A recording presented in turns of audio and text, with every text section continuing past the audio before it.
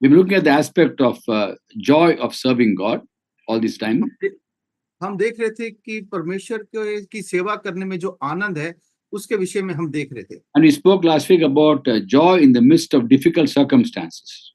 और हमने देखा था कि उस आनंद को जो कठिन परिस्थिति में भी परमेश्वर की सेवा करने में हमें आता है। When we obey the Lord, we face difficulties. जब हम परमेश्वर की आज्ञा मानते हैं तो हमारे को समस्याओं का सामना करना पड़ता है।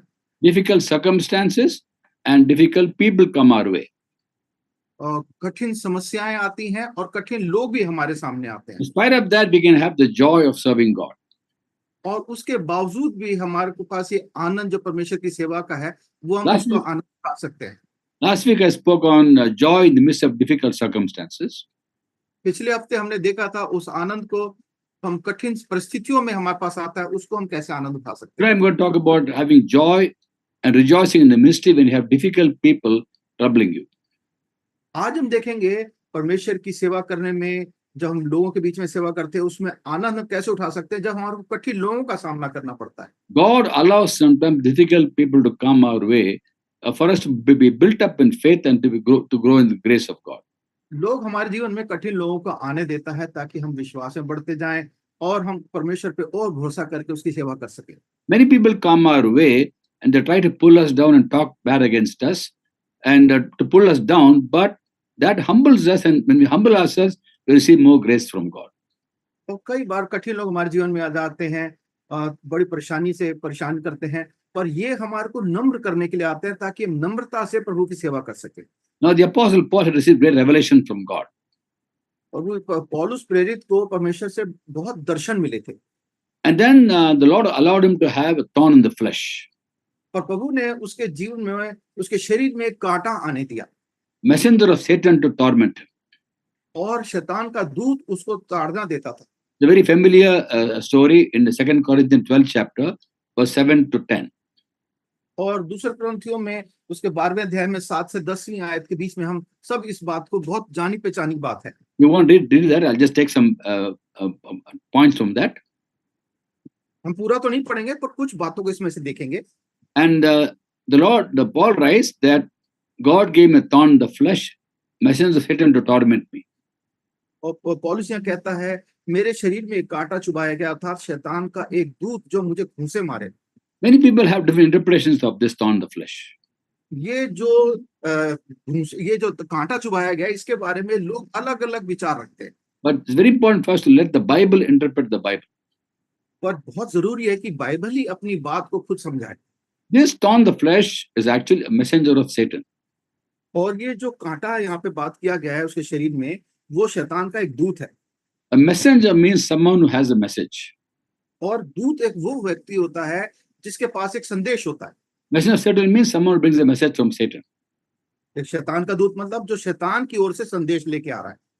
What kind of message will Satan bring to a Christian, to a person serving God like Paul, or you and me, or anybody for that matter, who serves God? शैतान का दूत एक परमेश्वर के सेवक के लिए या किसी के लिए भी क्या संदेश ला सकता है? It can't be encouraging. It can't be building up. It's only pulling down and insulting and pulling us down. वो प्रोत्साहन वाला या हमारे को बढ़ाने वाला तो जरूर नहीं होगा, वो हमारे को नीचे गिराने वाला, नीचे खींचने वाला है जरूर होगा। How do you know that this thorn in the flesh was a person and not a circumstance? हम कैसे कह सकते हैं कि ये शैतान का दूत जो यहाँ पे बात है वो एक व्यक्ति है और ये कोई शारीरिक बात नहीं है। In Old Testament time, we read about how God told the Israelites not to intermarry with people living in the land of Canaan. Don't interact with them. Otherwise, they'll become thistles, barbs, and thorns in your sides. पुराने नियम में परमेश्वर ने Israel लोगों को कहा था कि तुम जो यहाँ के लोग हैं उनके साथ मिलना जुलना नहीं तो ये तुम्हारे लिए कांटा और तुम्हारे आंख में कांटा और बगल में चुभने वाली चीजें बन जाएंगे। Numbers 33:55. गिनती 33 उसकी 35वीं आयत। Judges chapter 2 verse 3. और न्यायों उसका दूसरा अध्याय उसकी 3री आयत। Also we read in the Bible in Joshua 23:13. और यहोशू 23 उसकी 13वीं आयत में भी इस बात को पढ़ते हैं। Difficult people, the land of Canaan who troubled the Israelites were referred to as thistles, barbs, and thorns. और ये जो कनान देश में इजराइलियों को परेशान करते थे उन लोगों को कांटे पिंजरों में कोयले ठोके ठहरेंगे और ऐसे लोग उनको बताया गया। In fact, thorns also referred to thorns. और उनको कांटा करके उनको बोला गया। So difficult people come our way and insult and pull us down are referred to as thorns, messengers of Satan. और ये जो कठिन लोग हमारे जीवन में आते हैं, इनको कठिन लोग या कांटों की तरह, जो हमारे आंख में कांटों की तरह चुभते हैं, ऐसा बोला गया है। And even Paul had one person troubling him, a thorn in the flesh. और पौलुस के जीवन में भी एक व्यक्ति था जो उसको बड़ा परेशान कर रहा था, जो उसके शरीर में कांटे की तरह चुभ रहा था। As we grow in the Lord, we become better human beings, obviously. जब हम परमेश्वर में बढ़ते जाते हैं तो स्वाभाविक रीति से हम एक अच्छे मनुष्य बनते चले जाते हैं। And we are used to people acknowledging that we have changed, we have become better people, and they come and praise us, and we get used to praises. और जब हम ऐसा बनते जाते हैं तो लोग हमारी बड़ाई करते हैं, हमारी तारीफ करते हैं, और हमको उसकी आदत भी हो जाती है। And when anyone praises us, it can get to the heart, and we can become proud. और ये जो बड़ाई होती है, ये हमारे हृदय में जा सकती है, और हम इससे हम घमंडी बन सकते हैं। And sometimes God allows the thorn in the flesh, someone, messenger of Satan, to come and speak to us and pull us down, try to pull us down, to keep us humble. और ये ऐसा जब हम घमंडी ना हो जाए, इसके लिए परमेश्वर होने देता है कि एक शैतान का दूत ऐसा हमारे को खींचे नीचे करके रखे, ताकि हम घमंडी ना हो जाए। Now, in the case of the Apostle Paul, when this thorn in the flesh came, he asked the Lord, "Lord, take it away, Lord." 3 times he asked him, "Take it away." और पौलुस के जीवन में जब ये कांटा आया तो वो प्रभु से, परमेश्वर से उसने 3 बार प्रार्थना करी कि ये कांटा मेरे जीवन से निकल जाए। And the Lord says, "My grace is sufficient for you, for my power is made perfect in weakness." और प्रभु ने कहा कि मेरा अनुग्रह तेरे लिए काफी है, मैं जब तेरी कमजोरी में ही मेरी सामर्थ प्रकट होगी। In other words, this messenger of Satan will not go away, but grace available for you. दूसरे शब्दों में, ये जो दूत है, ये कांटा जो तेरे शरीर में चुभ रहा है, ये तो नहीं हटेगा, पर मेरा अनुग्रह तेरे लिए काफी है। When Paul understood why this thorn in the flesh came his way, he begins to rejoice and delight in the fact that he had a thorn in the flesh. और जब पौलुस को ये बात समझ में आती है कि ये कांटा उसके शरीर में क्यों चुभ रहा है, तब वो परमेश्वर को धन्यवाद देने लगता है, उसकी उस बड़ाई करने लगता है। In 2 Corinthians 12 chapter verse 7, he says, "To keep me from becoming conceited, because great revelation does give me a thorn in the flesh." और दूसरा कुरिन्थियों 12:7 में लिखा है, इसलिए कि मैं प्रकाशों की बहुतायत से फूल ना जाऊं, मेरे शरीर में कांटा चुभाया गया। So God saw in Paul the tendency to become proud. He was still a humble man, not yet proud, but God saw in him the tendency to become proud, and before he became proud, God allowed thorn in the flesh to come his way. और परमेश्वर ने देखा कि हो सकता है, ये मुमकिन है कि पौलुस जो है घमंडी हो जाए, इसलिए उसको ऐसा ना होने के लिए परमेश्वर ने उसके शरीर में कांटा आने दिया। When he understood that, he rejoicing in that. He says, "I delight in insults, in weaknesses, in hardships, in persecution, difficulties. When I'm weak, then I'm strong." और जब उसको ये बात समझ में आई, तो वो कहता है कि मैं इससे मैं बड़े आनंद को अपनी निर्बलताओं पर घमंड करूंगा, मसीह की सामर्थ मुझ पर छाया करती है, वो घमंड करता है, खुश होता है इस बात। Let's read 2 Corinthians 12 chapter verse 9 and 10. और दूसरा कुरिन्थियों 12वां अध्याय की 9वीं और 10वीं आयत को पढ़ लेंगे। और उसने मुझसे कहा, मेरा अनुग्रह तेरे लिए बहुत है, क्योंकि मेरी सामर्थ निर्बलता में सिद्ध होती है, इसलिए मैं बड़े आनंद से अपनी निर्बलताओं पर घमंड करूंगा कि मसीह की सामर्थ मुझ पर छाया करती रहे। इस कारण मैं मसीह के लिए निर्बलताओं और निंदाओं में और दरिद्रता में और उपद्रवों में और संकटों में प्रसन्न हूँ, क्योंकि जब मैं निर्बल होता हूँ तभी बलवंत होता हूँ। When I'm weak in myself, I'm strong in the Lord. Therefore, I will delight in insults, in weaknesses, in hardships, in persecutions, in difficulties. But when I'm weak, I'm strong. और इसलिए वो कहता है कि जब मैं निर्बल होता हूँ तभी मैं बलवंत होता हूँ, और इसलिए मसीह के लिए निर्बलताओं में, निंदाओं में, दरिद्रता में, उपद्रव में, संकट में वो प्रसन्न है। So Paul knew that before he could become proud, God allowed this thorn in the flesh to come his way, that he remains humble. And when he remains humble, what happens? Receive more and more grace from God. और पौलुस को ये बात समझ में आ गया कि क्यों घमंडी ना हो जाए, इसलिए परमेश्वर ने उसके जीवन में कांटा नहीं दिया है। और जब उसको ये बात समझ में आ गई, उसको क्यों परमेश्वर ने ऐसा किया, तो वो परमेश्वर में, ताकि परमेश्वर में और अधिकाई से बढ़ता चला, इस बात को समझ गया। In the book of Proverbs, chapter 3, verse 34, it says, God resists the proud, he gives grace to the humble. नीति वचन 3:33 में लिखा हुआ है, दुष्ट के घर यहोवा का शाप और धर्मियों की स्थापन पर उसकी आशीष होती है। Proverbs 3:34. 34, ठट्टा करने वालों से वह निश्चय ठट्टा करता और दीनों पर अनुग्रह करता। दीनों में अनुग्रह करता है. It means when you humble yourself, you become simple and humble. you receive more grace from God. हाँ, दूसरे यहाँ पे मतलब ये है कि जब हम नम्र होते हैं, दीन होते हैं, परमेश्वर से हमें और अनुग्रह मिलता है। So that's why Paul rejoices in spite of the thorn in the flesh. और इसीलिए पौलुस जो है उसके जीवन में जो कांटा है उसके से वो आनंदित है। That's why when difficult people come our way, we rejoice in the fact they come our way, that we remain humble and receive more grace from God. तो जब कठिन लोग हमारे जीवन में आते हैं तो हम इसमें आनंदित होते हैं, इस बात को समझते हैं कि परमेश्वर हम लोग को नम्र करने के लिए ऐसे लोगों को हमारे जीवन में आने दे रहा है। Now, what about people who makes false allegations against us? उन लोगों का क्या करें जो हमारे पे झूठे दोष लगाते हैं। There are people who are jealous of our ministries and they talk behind us, they slander, they gossip, and you come to know about it. And many people, Christians, get upset because, Lord, I'm serving you. Why am I having this person making false allegations? और बहुत से लोग जब सेवा करते हैं तो लोग उनके पीठ के पीछे उनकी बुराई करते हैं, झूठी बातें बोलते हैं। तो वो और जब लोगों को ऐसा पता चलता है तो वो बड़े निराश होते हैं और प्रभु से बोलने लगते हैं, प्रभु मैं तो आपकी सेवा कर रहा हूँ, मेरे साथ ऐसा क्यों हो रहा है। How does one respond to false allegations? ऐसे झूठे इल्जाम जब लगते हैं तो उसके लिए कैसी प्रतिक्रिया होनी चाहिए। Very simple instruction Jesus gave. प्रभु यीशु मसीह ने बिल्कुल साधारण सी आज्ञाएं दी। Matthew chapter 5, 11 and 12. मत्ती 5वां अध्याय उसकी 11वीं और 12वीं आयत। The Lord says, blessed are you when people insult you, persecute you, and falsely say all kinds of evil against you. Rejoice and be glad, for great the reward in heaven. So this way the person will profit before you.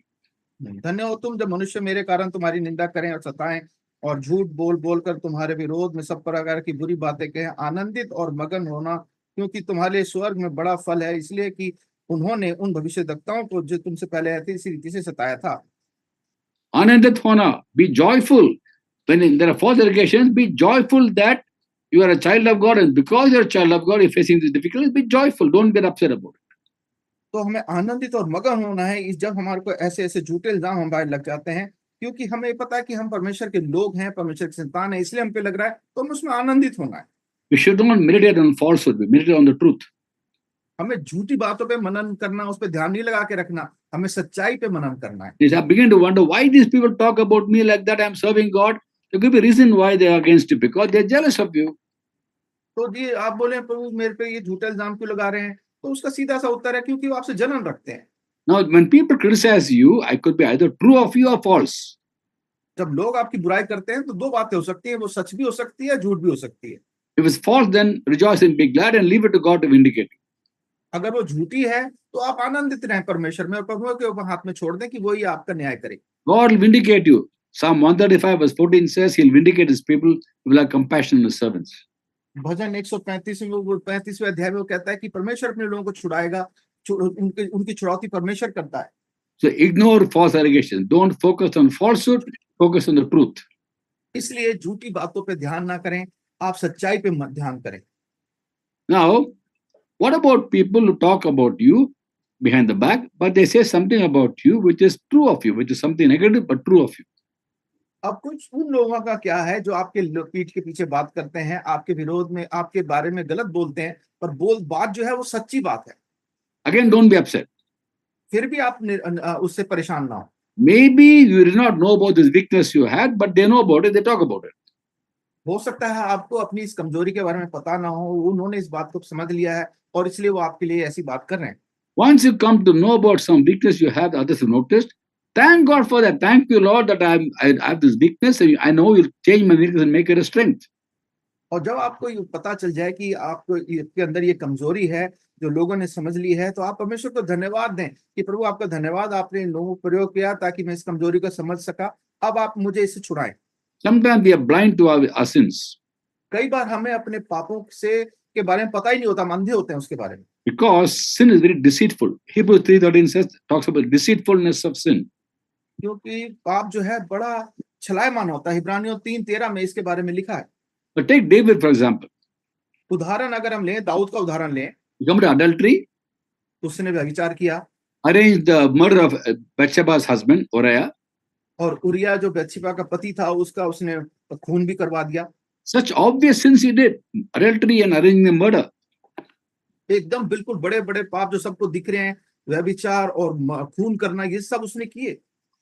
But he didn't understand that till about approximately 9 months later, Nathan came and told him a story. पर उसको ये बात का समझ ही नहीं आई जब तक नाथान ने आके उसको एक कहानी नहीं सुनाई। By the time the child was born to Bathsheba, तब तक वो बालक जो है बेतशेबा को बेटा पैदा हो चुका था। which means by the time he committed adultery and Nathan came and told him, child was born. At least 9 months had happened. और इसका मतलब कि जब वो पाप उसने किया और जब तक नाथान ने उसको बताया और वो बच्चा हो चुका था, इसका मतलब 9 महीने पूरे हो गए थे। Only when Nathan told him the story, he realized that he's the person who had done the mistake. He's a sin. जब नाथान ने आके उसको कहानी सुनाई, तब जाके उसको समझ में आया कि वो जो व्यक्ति पाप जिसने किया वो कहानी में वो दाऊद खुद है। He genuinely repented. So read Psalm 51, how wonderfully he repents. और भजन 51 में हम देखते हैं कितने सुंदर तरीके से वो एकदम से पछतावा करता है। Sin can enter our life without us knowing it, but somebody else may notice it. और पाप हमारे जीवन में कई बार आ जाता है और हम उसको नहीं समझ पाते, पर दूसरे लोग उसको देख लेते हैं। Normally, they should come and tell you straight to your face, one to one, this is what you're doing wrong, and you must accept the correction. कई बार लोग जो है सामने आके एकदम हमारे सामने मुंह पे बोल देते हैं कि आप में ये कमी है, आप इस गलती को ठीक करें, और हमारे को एकदम अपने आप को ठीक करना चाहिए। But sometimes people talk behind the back and someone else comes and says, so and so says something about you. And you ask what? He says, this is what they said about you. और कई लोग जो है दूसरों की बात है कि फलाना आपके बारे में ऐसा बोल रहा था और वो ऐसी ऐसी बात आपके बारे में बता रहा था। If it's true, then thank God that you have revelation about your weakness. अगर ये सच है तो आप परमेश्वर का धन्यवाद दें कि आपको उसने परमेश्वर ने दर्शन की बात आपकी बात आपको बताई है। And ask God to change you. और परमेश्वर से प्रार्थना करें कि प्रभु मुझे बदल दीजिए। Based on Hebrews 11:34, we know that through faith, our weaknesses are turned into strengths. और इब्रानियों 11:34 के अनुसार हम समझ जानते हैं कि निर्बलताओं में हम बलवंत होते हैं। So normally people should come and tell you straight to the face, but they don't do. They talk behind the back. When you come to know about something true of you, then ask God to change you, and He will change you. तो लोगों की आदत है वो आपके सामने नहीं बोलेंगे, आपके पीठ पीछे बात करेंगे, पर जब आपको ये बात पता चलती है और ये आप जानते हैं कि मैं आपके बारे में सच बात है, तो आप परमेश्वर से प्रार्थना करें, परमेश्वर आपको ठीक करेंगे। The first step to change is to know that you need a change. तो पहला बात जो एक जीवन बदलने की बात है, जो आपके अंदर बदलाव की जरूरत है, वो ये है कि आप इस बात को स्वीकारें कि मेरे को ये सुधार की जरूरत है। When you're so much used to praise and adoration and the people patting your back and saying you did well, you become immune to criticism. और जब लोग हमारी तारीफ करते हैं तो हमें पीठ थपथपाते हैं, तुमने बहुत अच्छा किया, तो हम जो है हम अगर हमारी कोई बुराई करने लगे तो हमारे को वो बिल्कुल बर्दाश्त नहीं होता। In Psalm 36 verse 2, we read about people who flatter themselves too much to detect or hate their sin. और भजन 36 की उसकी Read in Hindi, 36, Psalm 36 verse 2. 36वां भजन उसकी दूसरी आयत में पढ़ते हैं, वह अपने अधर्म के प्रकट होने और घृणित ठहरने के विषय अपने मन में चिकनी चुपड़ी बातें विचारता है। They flatter themselves too much to detect or hate their sin. They can't hate, first before you hate your sin, you must detect your sin. You must know you got a sin. और ये जो है अपने विषय में जो उनके अंदर पाप है उसको विचारते हैं, चिकनी चुपड़ी बातों को विचारते हैं अपने मन की। पर सबसे पहली बात पाप से फिरने की है कि आपको पाप से घृणा करनी है। When you keep on listening to the praises of people, one person criticizes you, you can't take it. We have to take it away, Lord, like Paul did.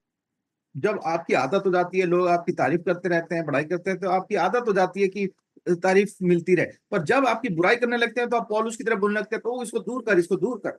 People criticize us about something negative in us, which is true of us. Because thank God for such people that through them you come to know your weakness, and God will change you completely. तो जब आपको लोगों से पता चले आपके बारे में कोई बात सच या झूठ, आप परमेश्वर को धन्यवाद दें और परमेश्वर की से प्रार्थना करें, मेरे को बदल दीजिए। Now there are also people in our circle of friends who keep on troubling us because they don't like that we love the Lord and we obey God. और कुछ लोग हमारे जान पहचान में ऐसे होते हैं जो इस बात को पसंद नहीं करते कि हम परमेश्वर से प्रेम करते हैं, उसकी आज्ञा मानते हैं। They're not right with God, we are right with God, and they are against us. हम परमेश्वर के साथ सही चल रहे हैं और वो परमेश्वर को जानते नहीं ना उसके साथ चल रहे ठीक से, तो इसलिए वो हमारे विरोध करते हैं। Maybe they know God, but they're not walking with God. वो परमेश्वर को जानते तो हैं पर परमेश्वर के साथ चलते नहीं है। Even Christians can be against you because you are pleasing to God and they're not pleasing to God by the way of life. और मसीह लोग भी आपसे घृणा कर सकते हैं क्यों आप परमेश्वर के साथ एक परमेश्वर को पसंद करने वाला जीवन जी रहे हैं और वो नहीं जी रहे। And they attack us and they talk about us. और वो हमारा पे आक्रमण करते हैं, हमारे बारे में बातें करते हैं। Don't lose your zeal for God, the joy of the Lord, because people are against you. आप परमेश्वर के लिए सेवा करने का जो उत्साह है उसको ना खोए, सिर्फ इसलिए कि लोग आपके विरोध में बात कर रहे हैं। Take the case of Cain and Abel in the 4th chapter of Genesis, 3-7. और उत्पत्ति उसके चौथे अध्याय में 3 से 7वीं आयत में अगर हम देखें तो कैन और आबिल का जो हम उदाहरण देखते हैं। Abel's sacrifice was pleasing to God, Cain's was not. और हाबिल की जो उसने जो बलिदान किया परमेश्वर ने उसको स्वीकार किया, पर कैन का परमेश्वर ने स्वीकार नहीं किया। Cain brought some of the fruits of the soil. He worked on the soil. He brought it before God. Some of the fruit of the soil, agriculture. और कैन जो है अपने उसने जो खेती बाड़ी करी थी उससे जो अनाज को लेके आया था उसको भेंट चढ़ाने के लिए आया था। And Abel brought the best of the fat portions of the flock. और हाबिल अपनी भेड़ बकरियों की पहलौठों की उसमें से चर्बी चिकनी चिकनी चीजें चर्बी भेंट कराने के लिए लाया। God looked with favor over Abel's sacrifice, but not Cain's sacrifice. और परमेश्वर ने कैन की भेंट को उसने ग्रहण नहीं किया, पर हाबिल की उसके बलिदान को परमेश्वर ने ग्रहण कर लिया। And Cain got very angry. और कैन इस बात से बहुत नाराज हो गया, गुस्सा हो गया। And we read in the Bible about how the Lord is asking Cain, "Why are you angry? Why is your face downcast?" और परमेश्वर हम जानते हैं कि परमेश्वर उससे पूछता है कि तो तू क्यों अपने इस तरह से गुस्सा हो रहा है, क्यों तेरा मुंह लटका हुआ है? If you do what's right, won't he be accepted? और उसको अगर सच्चाई पता होती तो वो उसको स्वीकार करता। No, he says, God tells him, if you do what's right, won't he be accepted? Why are you downcast? Why is he angry? If you do what's right, won't he be accepted? Do what is right even now. हाँ, परमेश्वर उसको बोलते यदि तू भला करे तो क्या तेरी भेंट ग्रहण ना की जाएगी? तू भला कर तो तेरी स्वीकार की जाएगी भेंट। Which means Cain still had the option of taking back the earlier offering, giving a better offering. और इसका मतलब कैन के पास अभी भी मौका था कि वो अपनी इस भेंट को हटा के एक बेहतर भेंट लेके आ सकता था। Instead of pleasing God with the sacrifice, he got angry with Cain and angry with Abel and killed Abel. और उसने ऐसा करने की बजाय, अपनी गलती को सुधारने की बजाय गुस्सा हो गया और अपने भाई हाबिल को उसने मार दिया। And even Christians can sometimes behave like Cain. और कई बार मसीह लोग भी कैन की तरह बर्ताव करते हैं। So Christian John writes in 1 John chapter 3 verse 12. और पहला यूहन्ना 3:12 में यूहन्ना ऐसा लिखता है। You read from Hindi Bible, brother. 1 John 3:12. और कैन के समान ना बने जो उस दुष्ट से था और जिसने अपने भाई को घात किया, और उसे किस कारण घात किया? इस कारण कि उसके काम बुरे थे और उसके भाई के काम धार्मिकता के थे। To whom does John write? John writes to Christians. और ये यूहन्ना किसको लिख रहा है? ये बात ये मसीह लोगों को लिख रहा है। He writes to Christians and said, don't be like Cain. और वो मसीहों को लिख रहा है कि कैन के समान ना बनो। What does it mean?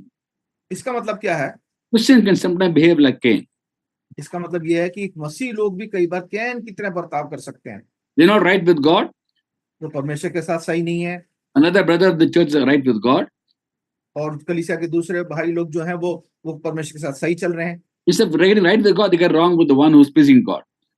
और परमेश्वर के साथ खुद सही होने की बजाय जो लोग परमेश्वर के साथ सही चल रहे हैं उनसे वो नाराज हो जाते हैं, उनसे झगड़ा करते हैं। That's why some people are against us. When you walk with God and people are against, don't think something wrong with you. It's just that they're not right with God and they show their anger upon you, and they also show anger upon God. और जब आप परमेश्वर सही चल रहे हैं, लोग आपसे नाराज हैं, तो आप परेशान ना हो, क्योंकि वो परमेश्वर के साथ सही नहीं चल रहे हैं और वो अपना क्रोध परमेश्वर को दिखा रहे हैं। The very next verse, 1 John 3:13 says, don't be surprised if the world hates you. और यूहन्ना 3:13 में लिखा है, हे भाइयों, यदि संसार तुमसे बैर करता है तो अचंभा ना करना। And sometimes Christians can behave like worldly people. और कई बार मसीह लोग जो हैं संसार के लोगों की तरह बर्ताव करते हैं। Some Christians walk in the spirit, some Christians walk in the flesh. और कई मसीह लोग जो हैं वो शरीर का जीवन बिताते हैं। When they walk in the flesh, they're like any other worldly people they are. और जब वो शरीर में चलते हैं तो संसार के आम लोगों की तरह ही होते हैं। For example, in the 3rd chapter of 1 Corinthians, the Apostle Paul wrote to the church in Corinth, and he writes to them and says, I can't call you spiritual, only worldly. और पहला कुरिन्थियों के पहले अध्याय में वो तीसरे अध्याय में वो कहता है कि मैं तुम्हें आत्मिक लोग नहीं कह सकता, तुम शारीरिक क्योंकि तुम शारीरिक रीति से चलते हो। Okay, read in Hindi, 1 Corinthians, 3rd chapter was the first 3 verses. पहला कुरिन्थियों 3रा अध्याय उसकी पहली 3 आयतें पढ़ लेंगे। हे भाइयों, मैं तुमसे इस रीति से बातें ना कर सका जैसा आत्मिक लोगों से, परंतु जैसे शारीरिक लोगों से और उनसे जो मसीह में बालक हैं। मैंने तुम्हें दूध पिलाया, अन्न ना खिलाया, क्योंकि तुम उसको खा नहीं सकते थे, वरन अब तक भी नहीं खा सकते हो, क्योंकि अब तक शारीरिक हो, इसलिए कि जब तुम में ढा और झगड़ा है, तो क्या तुम शारीरिक नहीं और मनुष्य की रीति पर नहीं चलते? इसलिए कि जब एक कहता है मैं पौलुस का हूँ और दूसरा कि मैं अपोलोस का हूँ, तो क्या तुम मनुष्य नहीं? So in other words, this church in Corinth had all the gifts of the Holy Spirit. They're very gifted in every way.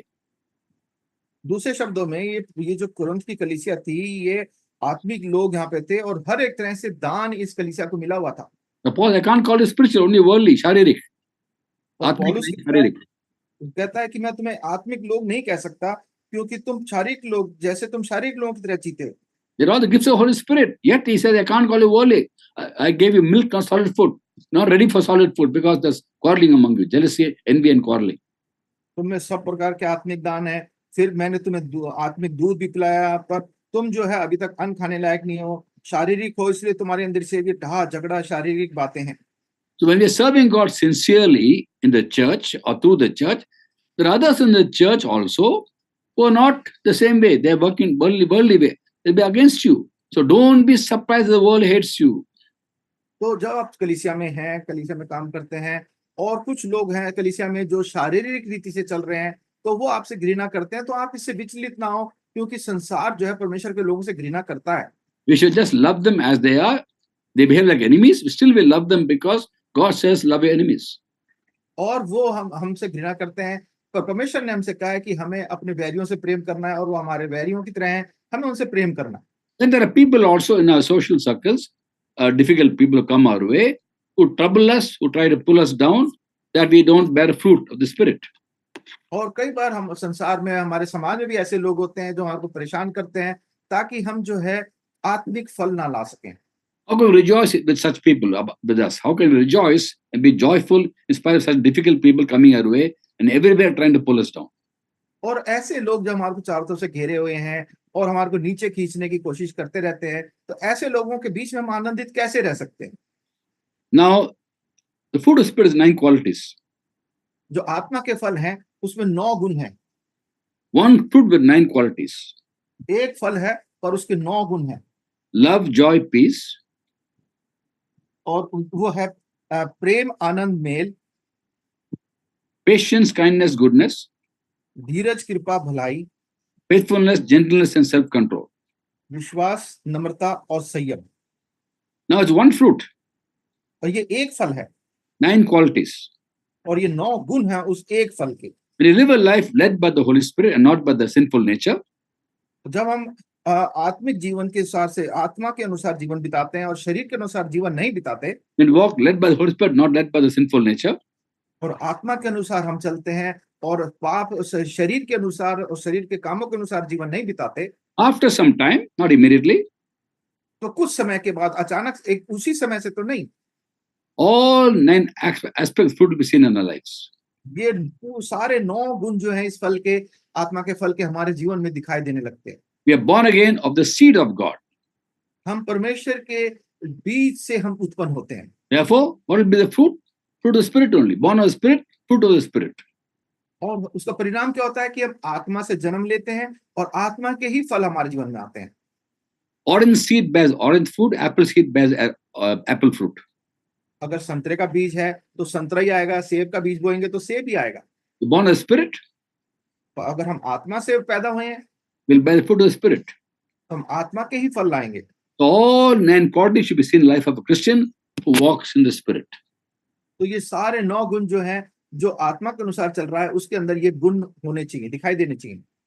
And out of 9 qualities of this fruit, 3 of them, patience, self-control, and faith, are worked out by God as difficult people come our way. और इसमें से ये जो mail है, धीरज है और Vishwas. विश्वास, ये परमेश्वर की ओर से हमें मिलता है जब कठिन लोग हमारे सामने आते हैं। patience, faith, and self-control. धीरज, विश्वास और संयम. संयम। So हाँ, when difficult people come our way, they are tools in God's hands to train us in these qualities. और ये जब ये ऐसे लोग हमारे जीवन में आते हैं तो ये हमारे परमेश्वर के हाथ में वो एक औजार की तरह होते हैं ताकि ये गुण हमारे जीवन में प्रकट हो पाए। You don't need self-control when everybody is nice to you. हमारे को धीरज की जरूरत नहीं है, संयम की जरूरत नहीं है जब सब लोग हमारे लिए हमारे साथ अच्छे अच्छे लोग हमारे घेरे रहते हैं। Difficult people, persons around us, then they teach us patience. They teach us self-control. जब हमारे आसपास कठिन लोग आ जाते हैं तब हमें धीरज की और संयम की जरूरत पड़ती है। When I ask God wisdom, the wisdom of God teaches how to respond to difficult people like this who provoke us. तो जब हमारे को ऐसे लोग परेशान करते हैं, परमेश्वर से बुद्धि मांगे, परमेश्वर हमें बुद्धि देता है कि हम इन लोगों का कैसे सामना करना है। Now, in the secular world, we live in a world which is very. Imagine working in a company or in the government office somewhere. There are other unbelievers there. They are, because you're Christian, they trouble you. They will use them to trouble you. और जब हम समाज में रहते हैं, ऑफिसों में काम करते हैं, अलग अलग जगह में काम करते हैं और वहां पे और संसार के लोग होते हैं और वो हमसे इसलिए घृणा करते हैं, परेशान करते हैं क्योंकि हम मसीह लोग हैं। And we get upset because, Lord, I'm serving you, Lord, I'm being a good Christian in the office, and why are the people against me? और हम परमेश्वर से शिकायत करने लगते हैं, प्रभु मैं तो एक अच्छे विश्वासी की तरह से अच्छे मसीह की तरह जीवन बिता रहा हूँ और ये लोग जो है मुझे क्यों परेशान कर रहे हैं। फिर भी The devil uses people to trouble us. God allows that to happen for much higher purpose, to train us in patience. और परमेश्वर ऐसा हमारे जीवन में ऐसे लोगों को आने देता है ताकि हमें तैयार कर सके, हमारे धीरज को, धैर्य को बढ़ा सके। The troubles work with patience. The difficult person will teach us patience. और ये कठिन लोग जो हमारे जीवन में आते हैं ये हमारे को तैयार करते हैं कि हमारे अंदर धीरज आ सके। I very often share about an experience I had with someone coming to me for counseling, because I used to work in industry. People work in the industry come and ask me whether how to handle a difficult person in my office or home or among friends. और भाई जब आप काम करते थे तो कई लोग आके पूछते, भाई आपके जो आपके घर में, ऑफिस में या सब जगह पे कोई जब कठिन लोग आपके पास आ जाते हैं तो आप उनका सामना कैसे करते हैं? And this person tells me, Lord, please pray, brother, that this man who's troubling me in the office gets transferred from a department. और एक भाई आके भाई को बोलने लगा कि मेरे को बहुत परेशान कर रहे हैं और प्रभु आप प्रार्थना करें प्रभु से कि ये जो व्यक्ति मुझे परेशान कर रहा है इसका यहाँ से तबादला हो जाए। I can't say no to the person. I pray. Actually, I prayed for this person, young man. और उसको मना भाई कर नहीं सकते थे, एक जवान व्यक्ति था तो भाई ने उसके लिए प्रार्थना करी वास्तव में। After 2 months he came, brother, are you praying for me? I said, yes, I am praying. और 2 महीने बाद आया, भाई क्या आप मेरे लिए प्रार्थना कर रहे हो? भाई ने बोला हाँ मैं भी प्रार्थना कर रहा हूँ आपके लिए। The man is not transferred from my department, so please change your prayer. If he can't, God can't transfer me, you should transfer me from my department. I must go to different department. तो वो बोलने लगा ठीक है भाई, अगर प्रार्थना का उत्तर नहीं मिल रहा तो आप प्रार्थना बदल दीजिए, ऐसा प्रार्थना कीजिए कि अगर उसका तबादला नहीं हो रहा तो मेरा ही तबादला हो जाए यहाँ से। Again, 2 months later he comes to me. 2 महीने बाद फिर आया वो कि भाई के पास, Are you praying, brother? Yes, I am praying. भाई आप मेरे लिए प्रार्थना कर रहे हैं? हाँ हाँ प्रार्थना कर रहा हूँ। Your prayer is not answered. भाई आपकी प्रार्थना का तो उत्तर ही नहीं मिल रहा। So now change the prayer. आप फिर से प्रार्थना बदल दीजिए। If God can't transfer him or transfer me, let God give me more patience to handle him. कि अगर प्रभु इसका तबादला नहीं कर सकता, ना मेरा तबादला कर सकता है, तो आप परमेश्वर मुझे धीरज ही दे कि मैं इसका सामना कर सकूं। More patience to handle him, because he's not going, I'm not going. और मुझे और धीरज मिले, कि संयम मिले, क्योंकि ना ये जा रहा है ना मैं जा रहा हूं, मुझे संयम मिलेगा, His धीरज prayer is मिलेगा। answered.